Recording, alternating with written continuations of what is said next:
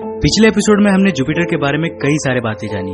हमने जुपिटर के मैग्नेटोस्फीयर के बारे में जाना, जो कि वाकई में एक करिश्मा है।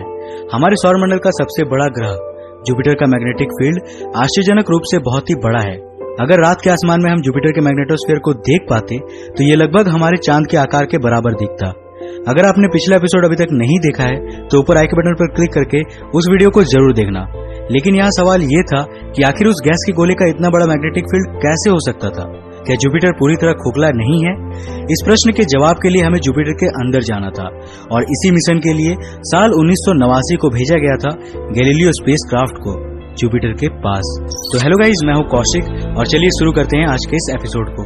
जुपिटर के बादल दिखने में काफी आकर्षक और रंग बिरंगे हैं, परंतु इनके रूप से धोखा मत खाना। ये दिखने में जितने सुंदर है, असलियत में उतने ही खतरनाक और जानलेवा है। साल 1995 को गैलीलियो स्पेसक्राफ्ट अपने 6 सालों के सफर के बाद हमसे 58 करोड़ 80 लाख किलोमीटर दूर स्थित जुपिटर के ऑर्बिट में दाखिल हुआ।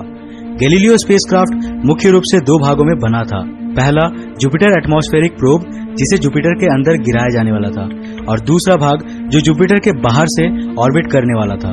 इसमें बहुत सारे सेंसर्स और एंटीनाज लगे थे, जिसके जरिए जुपिटर के मैग्नेटिक फील्ड तथा इसके ग्रेविटी को करीब से पढ़ना था। 7 दिसंबर 1995 को जुपिटर एटमॉस्फेरिक प्रोब, जो कि टाइटेनियम का बना हुआ प्रोब था, गैलीलियो स्पेसक्राफ्ट से डिटैच किया गया और ये सीधे जुपिटर के एटमॉस्फेयर में दाखिल हुआ। करीब 1,62,000 किलोमीटर प्रति घंटा के स्पीड से जुपिटर का शक्तिशाली गुरुत्वाकर्षण उस प्रोब को तेजी से खींच रही थी, लेकिन हमारे वैज्ञानिक इससे जूझने के लिए पहले से ही तैयार थे। कुछ मिनटों के बाद ही उस प्रोब में लगा पैराशूट खुला और प्रोब का रफ्तार थोड़ा कम हुआ। अब ये जुपिटर के एटमॉस्फेयर में दाखिल हो चुका था। ये सारी जानकारियों को गैलीलियो स्पेसक्राफ्ट में भेज रहा था और गैलीलियो यहाँ धरती में बैठे हमारे वैज्ञानिकों को इसके जरिए जुपिटर का राज खुलने वाला था। इस प्रोब से हमें कई सारी नई जानकारियां मिली। जुपिटर के सबसे ऊपरी एटमॉस्फेयर में दाखिल होने के बाद ये पता चला कि जुपिटर का ऊपरी एटमॉस्फेयर हमारे पृथ्वी के ऊपरी एटमॉस्फेयर जैसा था ही नहीं, बल्कि इसका वायुमंडल घने बादलों से भरा था, जो कि बहुत ही अलग आकार के थे। जुपिटर का एटमॉस्फेयर एक घने धुएं के चैम्बर जैसा है। यहाँ के बादल केवल देखने में ही अजीब नहीं है, बल्कि ये वाकई में अजीब है। जुपिटर के बादल केवल एक ही सब्सटेंस के नहीं बने हैं, बल्कि ये अलग अलग पदार्थों से मिलकर बने हैं। अमोनिया, हाइड्रोजन सल्फाइड और उसी के साथ H2O।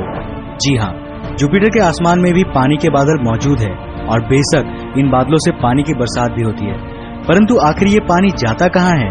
क्या जुपिटर के सतह पर पानी के ओशियंस है? इसका पता हमें और गहराई में जाने पर मिलेगा। जैसे जैसे हम और गहराई में जाते हैं, वैसे वैसे तापमान में बढ़ोतरी होती है। वातावरण का दबाव अब बहुत ही ज्यादा है और टेम्परेचर हमारे सहन शक्ति से कहीं ज्यादा।